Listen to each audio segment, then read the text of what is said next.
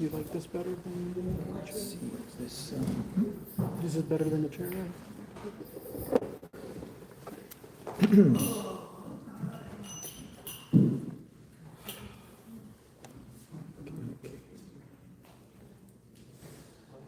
Oh, you got me up on the screen here. Good.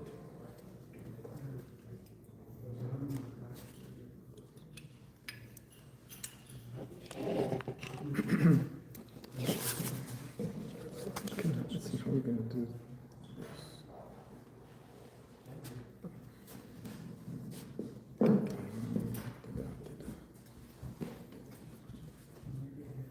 Would you like me to put it on the side too, so it doesn't... Figure it out. It's kind of in the way.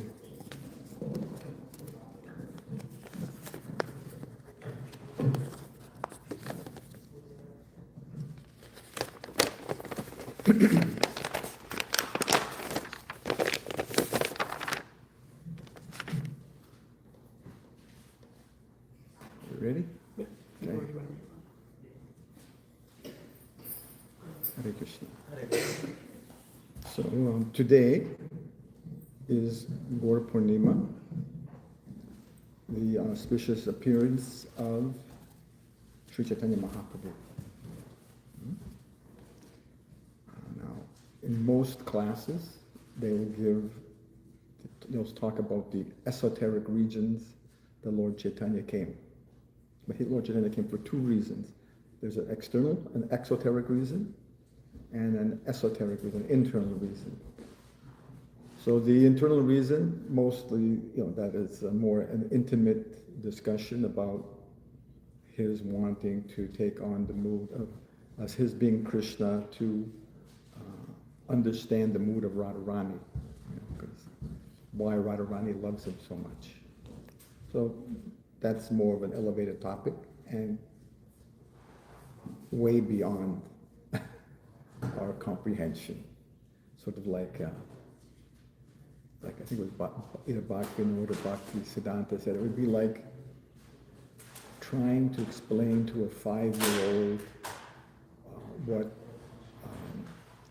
are the sexual activities of adults. They just, it's incomprehensible to them. So instead, we'll focus on the exoteric reasons that Lord Chaitanya came. Why everybody's on, like I even have to, they couldn't sit toward the middle. I gotta twist my neck back and forth to see everybody. They should get to the other ones like this way, that way.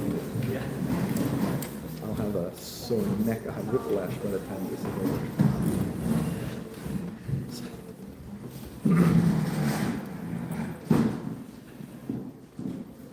So actually there's a relationship between the external and the internal reason, because ultimately the external reason, which is of spreading the Yuga Dharma, as it says in the 11th canto, Krishna Varnam Trisha Krishnam. That's good now. No, I'm forgetting it. Sango Pangastu Parashadam.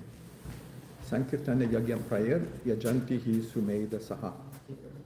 That Krishna appears in a form which is Krishna, which is not in his traditional color, of dark color, but he comes with his astras, his sangha, this is astras, and he comes to spread the Sankirtan Yagna. And those who are intelligent, they worship him.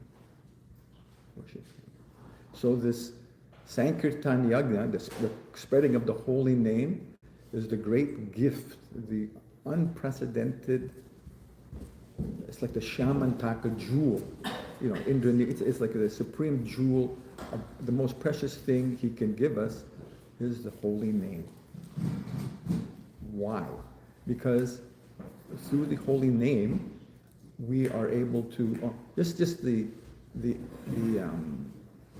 corollary effect of chanting the holy name is we get liberation. We get liberation from all material bondage. Now, just that in itself would be great, because living in the material world is a place of suffering, great suffering. There's the struggle for existence, eating, sleeping, mating, defending. That's 10 million years ago, people were struggling. Not people, animals, everybody's struggling. If you look, the animals outside, we have squirrels who come to our house. They're suffering, especially 20 degrees below zero, and they're hungry, and they're like, you can see in their faces that they're panicking. Like how am I going to get something to eat? At least you have a hot meal. When they eat something, it's like it's frozen. They have frozen dinners every day and in the wintertime. So they're struggling, eating, sleeping, finding a place to live, to have, especially the housing shortages like this, mating. These are things, the problems people had 10 million years ago, they have today, and they're going to have 10 million years from now. The struggle for material existence. And the real problems of life. What are the real problems of life? Birth, death, old age, and disease. That's the real problems of life. Well, we live in the time of the internet, It's not the same. What do they do on the internet? They do the same thing. Eating, sleeping, mating, and defending, except that you're doing it in cyberspace. Eating, you're looking for a restaurant. Which restaurant should I go to, right? And eating, sleeping, you want to find some nice hotel, you go and get an Airbnb, right? You want to have a nice place to sleep when you go someplace. Eating, sleeping. That's the biggest thing on the internet. Most money, 75% of the traffic, I think, is like at the porn sites, and all these different, there's so many different relationship websites, and defending. They even have nowadays. They even have in most militaries they have a department of cyber warfare. So everything, there's nothing to change. Just because you have the internet, it is the same thing, just in a more complicated way. More complicated. And then, birth, death, old age, and disease. That was there before, that's today, and that's in the future. So the problem is the same. The problem never changed. The struggle never changed. So the solution doesn't change. The solution stays the same. In different yugas, it's all relationship to worshiping the Lord. In each age, each yuga, it's different. People have different capacities. In Satya Yuga, people would meditate. They would live for 100,000 years, but they would meditate. They could meditate. There were so many different features. But it's described in the Shastras that what could be done in 12 years in Satya Yuga, what could be done in 6 years of yagnas in Treta Yuga, 3 years in Dvarpa Yuga by elaborate puja, can be accomplished in 1 day in Kali Yuga through the Harinam Sankirtan Yagya. That much is there. That the benefit. So that's the side benefit, is we get free from our material existence. That's not even the main benefit. That's an extra. It's the devotees. Liberation is sitting there to serve the devotees, and the devotees don't even care. They're not even interested in that, because that's not the main benefit of the holy name. The benefit of the holy name is that it reveals who we are, who we really are. That it reveals our swarupa.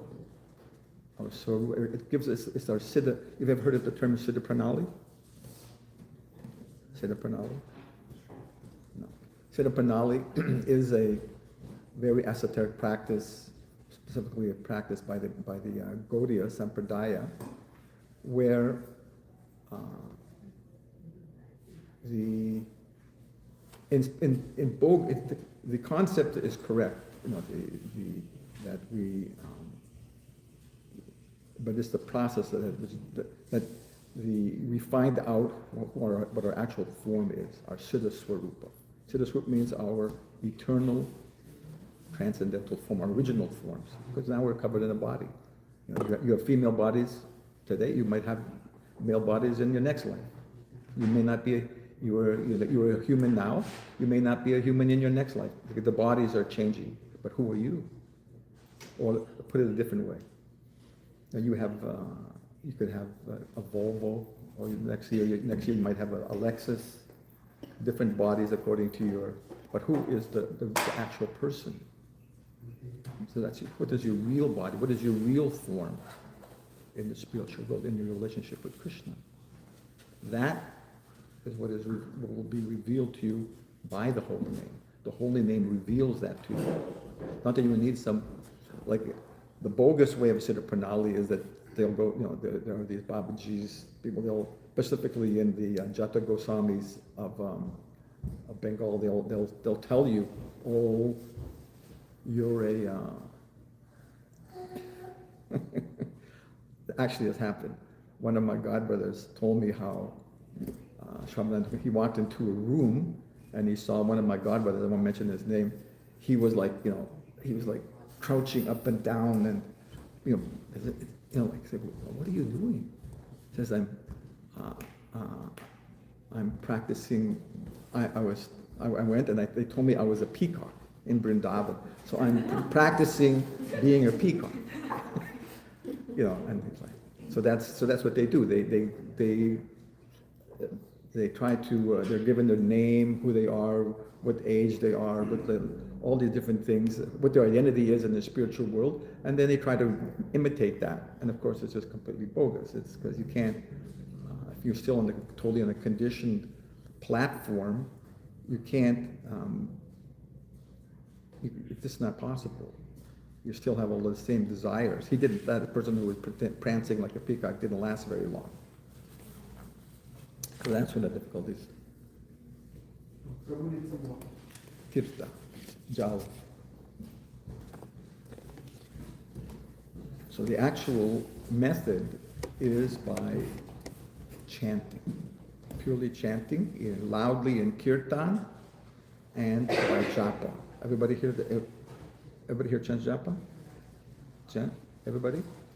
Who doesn't? Let's put it this way. Who doesn't? Who's not regularly chanting japa? Okay. You should start. A good reason to start. And if you are, to take it more seriously, I'm going to read some quotes. Here. Some quotes about the effect. This is from one in the biography of Bhaktisiddhanta, Sri Bhaktisiddhanta Vaibhava. In this second volume, there's a whole section of this, how chanting of the holy name, it is the prerequisite, it is the way of, it's the way of perfection in spiritual life. And how the holy name is no different from Krishna. So who is it that's helping you? It's Krishna that's helping you. You're all crazy. He is our psychiatrist. He is the perfect psychiatrist. And we may be impatient, but that's why it says in Bhagavad Gita, Bahu janmanam ante gnanavanmam prapadyate. That after the course of many lifetimes, one who has achieved knowledge, he understands that Vasudeva Sarvamati, Samaham Vasudeva. Here, that Vasudeva is all that there is. It's such a great soul, is very rare. So it can be accomplished in one lifetime, but mostly it takes a little bit longer. For us, it seems like it's a long time, but it's like a dream. When you're dreaming, in the course of a night, you may go through so many lifetimes, isn't it? You have one dream and you're doing this, and then you wake up because you got frightened, then you go back to sleep, and then you have a whole other lifetime.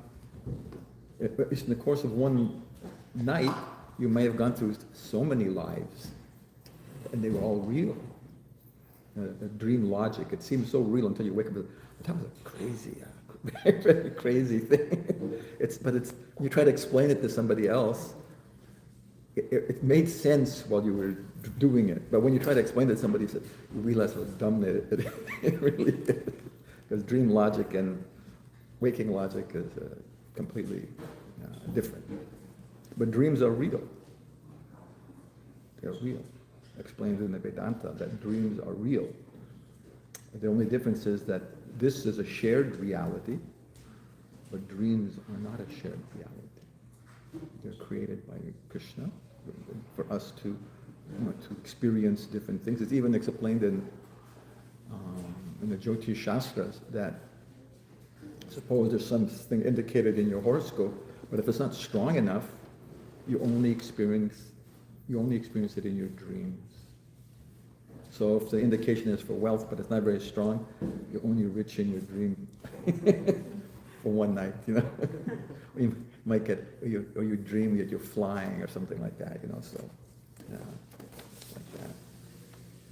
So,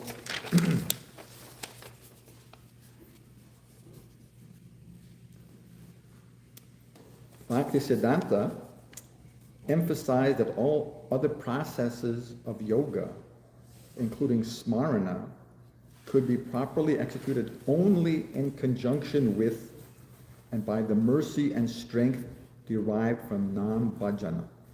That chanting of the holy name is itself siddha pranali. Siddha pranali means the process by which we achieve perfection.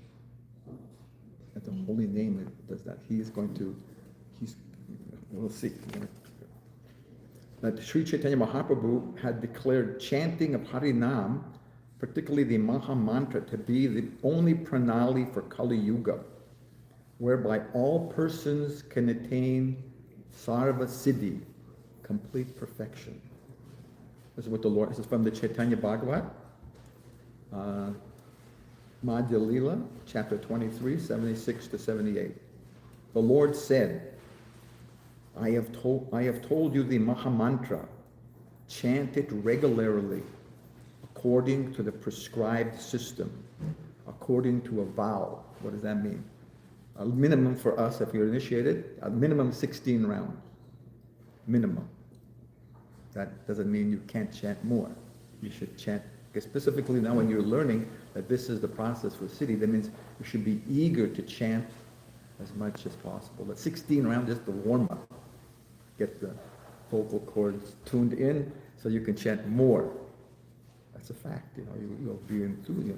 If you realize that this is the way of actually escaping, not just, and entering into the spiritual domain, wouldn't you want to do it? Yeah. If you know that this bus is going to the direct where you want to get on the bus, right? You don't want to just walk instead. You're going to walk. You want to take the maximum. So 16 rounds is the minimum. We should all try to chant as much as possible, even in your sleep. Even in your sleep, you practice that. That I am not this body. I am the eternal servant of Krishna, and you chant in your sleep. Do it in your sleep. I mean, when I was a new bhakta in Montreal, in the Montreal temple, everybody slept. It was a church and it was a gymnasium. So like the brahmacharya, it was like a gymnasium. We all slept there. There was about 30 or 40 people just sleeping there. Since I was new, I remember I would be sleeping, and I'd be like chanting japa in my sleep. I was just so excited, Kind of it wears off after a while. But then when you want to chant in your sleep. So Lord Chaitanya said, with one pointed attention, by this you will attain all perfection. Simply chant always. If you ever see or watch videos of Srila Prabhupada, there's one video where he's being interviewed on a television program, and when the interviewer was talking to him, Prabhupada, his lips, his mouth, you could see his vocal, he's constantly chanting. Even his mouth is closed, but you could see his vocal cords moving, chanting Hare Krishna, Hare Krishna, Krishna Krishna, Hare Hare.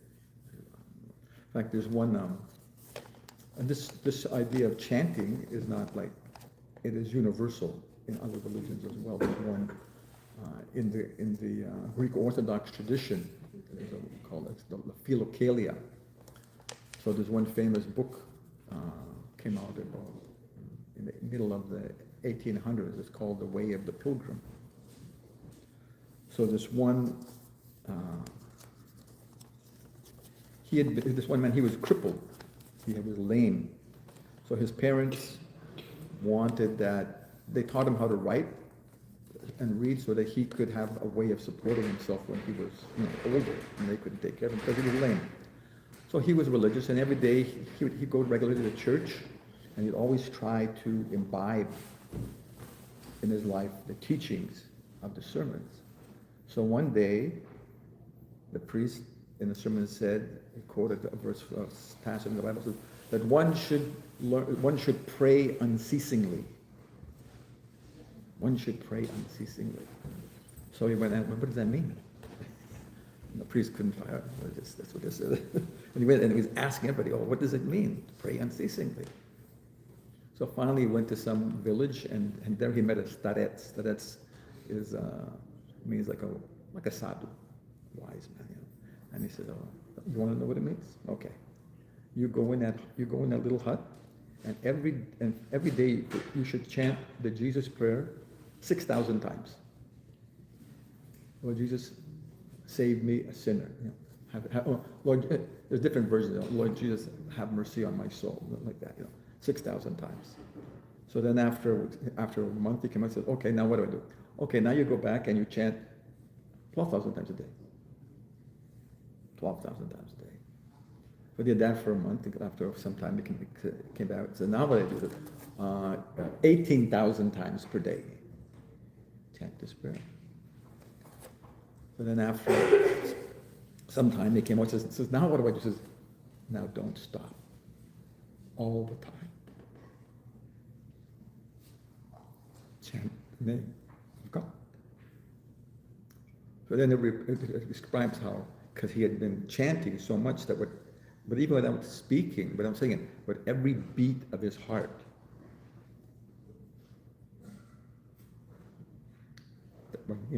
every beat of his heart, there would be one of the words of the prayer. So then it was described his walking through Russia. It's like about 1860, and it reads just like the Nectar of Devotion. It's a very wonderful text, about the importance of chanting the holy name constantly, without ceasing, and you will achieve perfection. So he says, what Chaitanya says, there are no other rules for chanting, such as those governing the proper time and place, as are prescribed for other Vedic mantras. And Bhakti Siddhanta, he says, we have no other duty than taking the holy name. We cannot actually take the name as long as we have anartas. There are mostly nama aparad, and sometimes by chance maybe namabhasa. One must, from the beginning, endeavor to become free from anartas by sincerely calling out to Bhagavan. The jiva may thus attain anartha nivritti. So most of us, we go through the process. What is it? The 9 process of the devotional services. Shraddha, sadhu sangha, bhajana kriya. Then we get stuck at anartha nivritti. Because that's the other ones are fairly easy. Well, for some people it's hard, even for them to have any shraddha. How many atheists, how many people are here? That means you have to have some shraddha and sadhu sangha. So it's not so rare, it's not so common. And then they take bhajana kriya. That's where it takes some time to achieve, the anartha nivritti. That's why at the beginning, Bhaktivedanta says that we have to call on the name of Gauranga. Before we chant any rounds, we always chant the Panchatattva mantra. Because that's the Panchatattva, it says in that verse, Sangha Pangastra Parshadam. So who is the Parshada? Who is the Sangha that comes with Lord Chaitanya? It's the Panchatattva. He doesn't come alone. So we have to chant the Panchatattva. That's why we chant that mantra.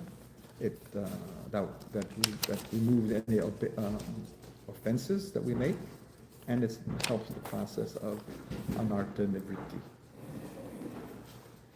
Helps the process of anartha nivritti.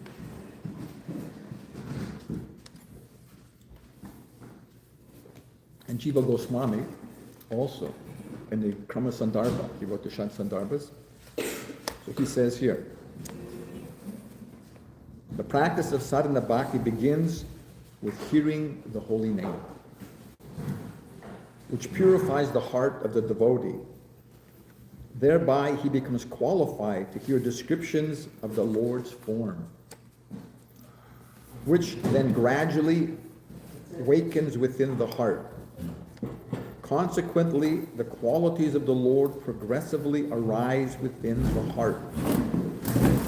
As they manifest fully, the specific aspects of his service and pastimes gradually waken. In this way, the holy name reveals the Lord's form, qualities and pastimes in all their splendor and beauty and in all their different branches. So it's the holy name which is revealing everything, because the holy name is Krishna. It's not just like a traffic sound. The holy name is Krishna himself. So he is the one who's pulling the wool off your eyes, pulling the veil away from over your eyes.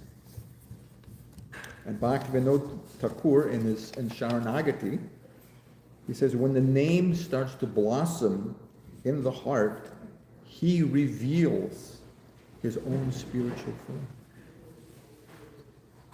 and characteristics. He steals my mind, and he takes me to Krishna. When the name is completely manifest, he takes me to Vraja. He shows me my personal form and role in Krishna's eternal pastimes. That is what the holy name does. It's not just sound vibration. And from his own composition, Bhakti Siddhanta, he wrote, the transcendental power of congregational chanting automatically wakens spontaneous remembrance of the Lord and his divine pastimes in relation to one's eternal spiritual form. So the holy name will reveal who you are. You'll understand who you are. We will all understand who we are.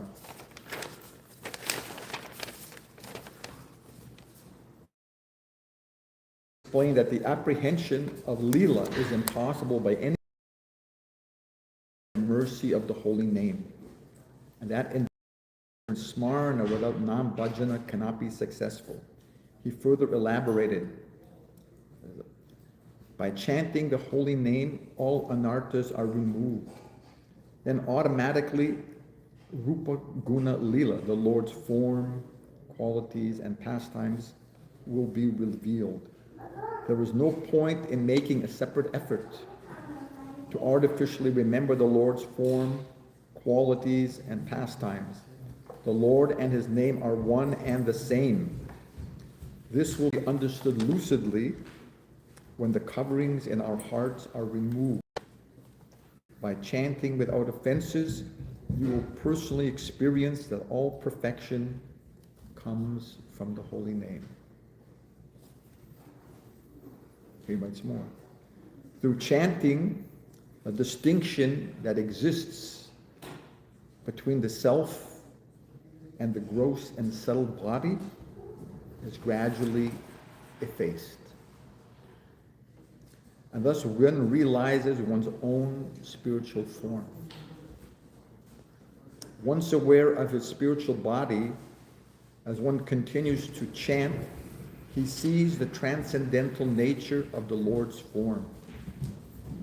Only the holy name can reveal the spiritual form of the living being and cause him to be attracted to Krishna's form, qualities, and pastimes. So the holy name reveals Krishna to you and reveals who you are to yourself.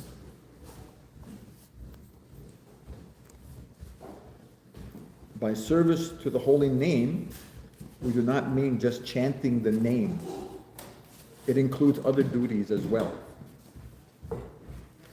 By serving the holy name with body, mind, and soul, the direction of that service spontaneously manifests in the chanter's heart, like the sun in the clear sky. What is the nature of the holy name? Functionally, all these realizations automatically appear in the heart of one who chants the holy name. The true nature of Harinam is revealed through listening to, reading, and studying Shastra. It is unnecessary to write anything further on this subject. All things will be revealed to you through continued chanting. So I think now you're... Okay. Stand like that, guys. So there's a lot of encouragement, explanation of why you should chant, because the holy name, what does it say here? Through chanting, the distinction that exists between the self and the gross and subtle body is gradually effaced. It's like it just melts away. Melts away. I remember when I was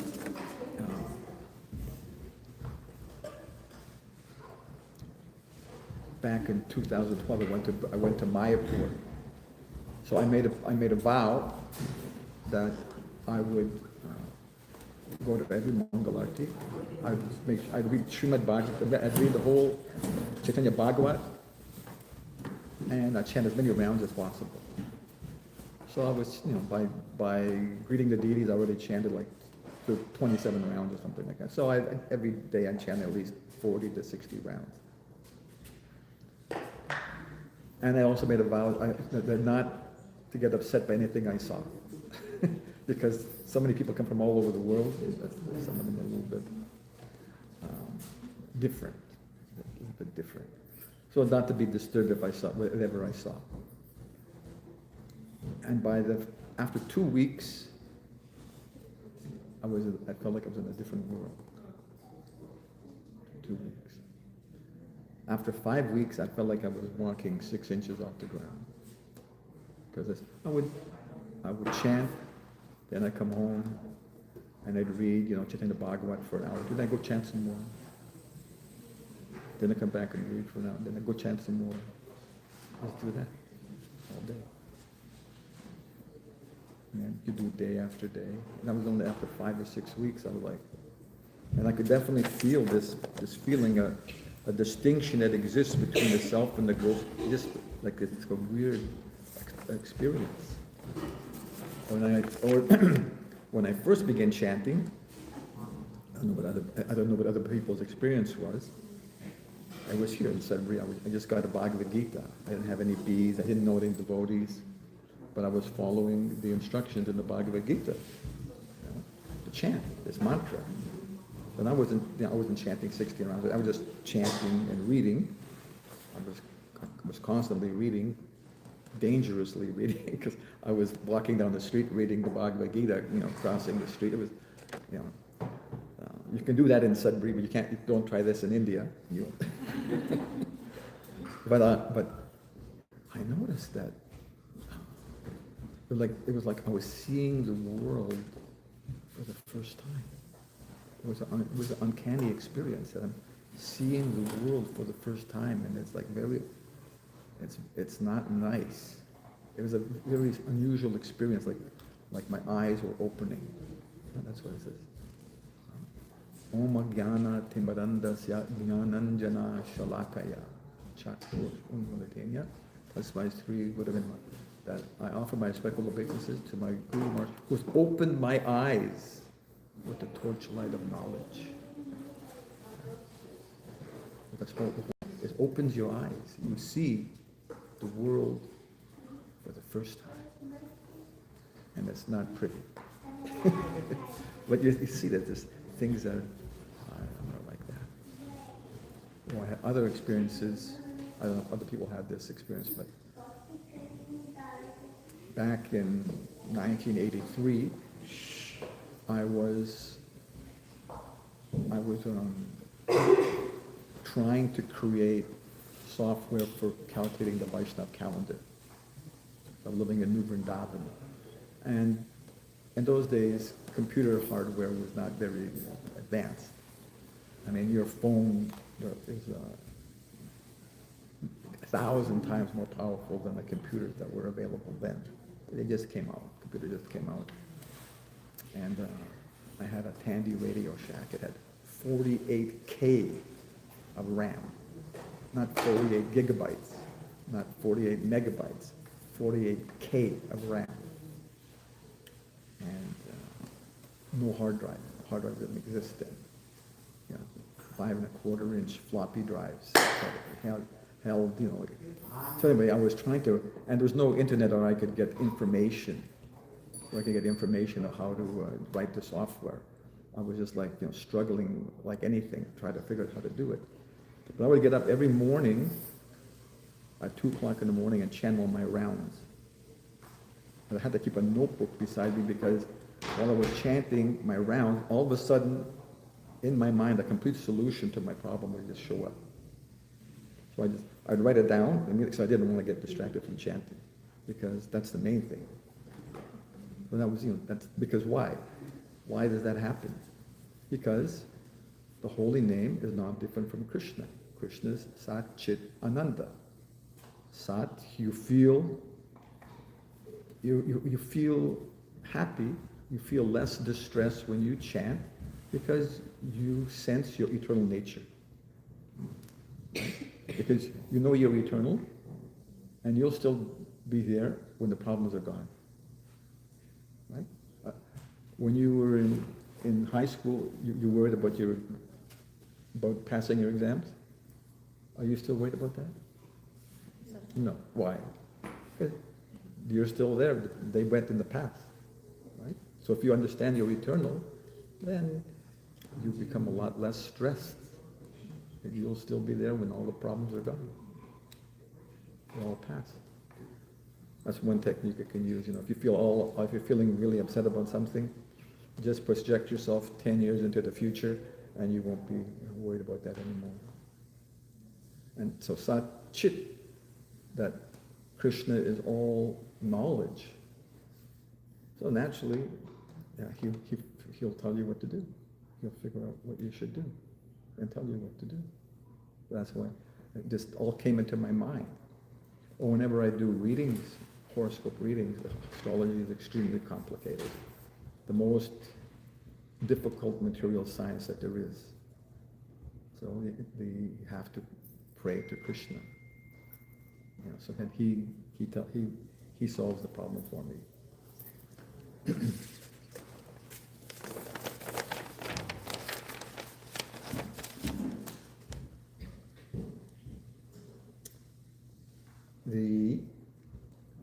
When we're chanting, sometimes we may make some mistakes in a pronunciation, you know, or we may not properly chant the mantra or do different things wrong. So if other people can hear, you know, your friends, they'll tell you you're not pronouncing it properly. And if you make mistakes, the Paramatma inside, he'll also correct you. He'll correct you so that you can chant properly. Because Krishna he wants you to come back more than you want to go. We're so accustomed to living in this material world, we think that this is the way it's supposed to be. We're so attached. We don't want to go. But Krishna is more interested in us coming back than we're interested in going. He's Suridam Sarva Bhutanam. Krishna, he is our greatest well-wisher. Greatest well-wisher. So that's... another thing is that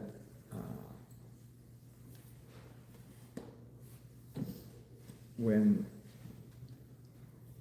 how much more time do we have? Where's the Mahanta? 5 more minutes. Huh? 5 more minutes. Okay, maybe I'll just end now, Sorry. and we'll take questions. Any questions? Oh yes, Prabhu is saying if anyone has any questions, then please ask. अगर किसी को कोई प्रश्न है तो कृपया पूछिए. What is he saying? He's asking. Yeah, so if you have any questions or comments, anybody, I really like one thing you said, Prabhu. what's that? The one you said about 16 rounds is just a warm up for vocal cords. I couldn't hear you, somebody coughed. 16 rounds is just a warm up for vocal cords. Yes. I like that. It's one getting a your lot. vocal, it's a fact. Once you get that, in fact, the next 16 rounds is a lot easier. Every one you do. I had one friend of mine. He was falsely accused by his wife of she wanted to divorce him. He didn't want a divorce. And so finally to get him to divorce, she falsely accused him of trying to kill her. So he was thrown in jail in Navadvip. He was in jail, a lot of time on his hands. So he was chanting every day, 100 rounds per day. 100 rounds, because he had nothing else to do. You're in jail. What else are you going to do? They weren't making him break stones or anything like that. He was just chanting. He said everything became crystal clear. He was just like so, not even slightly phased. Most people in jail, but he was completely calm. Everything was crystal clear. You know, practically, he was sad that he would have to leave jail. No, he would become distracted by other things. In jail, he wasn't distracted. His chanting was very good. Like that. Any other comments? So, how many rounds are you going to chant? 3, 4. Huh? 3, 4. 3, 4. And what did she say? 3 or 4 rounds. I usually chant. Yeah. I've just started. Okay. And how many rounds did you say you chant? 3 or 4. 3 or 4. Yeah. I had one friend, his daughter, and I met her in the mall in Bangalore, but she was with her mother. So I would always joke with her. She said, so, how many rounds are you chanting? I said, 4 rounds a day. She said, I was chanting 2, now I'm chanting 4. Okay. So maybe in your next life you may be chanting 8. And the next life after that, 16. You know. Well, that's an improvement, you know. Then she thought about it, that's not a good idea. We don't want to wait around. Why wait? Why wait? So many horrible things can happen. You have to just turn on the television if you want to realize how horrible the world is. Just look in the news. I was at one wedding, and one girl that was her father owned. I know the family, the New Indian Express, out of Madras. So I can predict to you exactly what's going to be in your newspaper tomorrow. There was a fire. There was an accident. Somebody was killed. A bunch of people drowned. There was an earthquake. And the next day will be the same. That's isn't it? Somebody gets murdered. Somebody got on the street here last Friday, on Paris Street. Somebody got killed, hit and run. People are getting murdered here regularly. When I left Sudbury in 1976, I knew of 2 murders. I've been back now 6 years. There's been 29 murders. 29 murders. So Maybe we should be enthused. At least I am enthused. When I first read these last year at this time, I was in a very, very difficult, I was very, very, very sick. So when I read this section of so I didn't have anything else to do. I couldn't sleep. I was in a lot of pain. So I stayed up all night reading and chanting. So it was very enthusing to me to read that section. So what's next, Prabhu? Gaura Arti. Okay, good. All right. No other questions? Everybody's going to chant more? Yeah. Good. Prabhupada ki. This Shyamsundar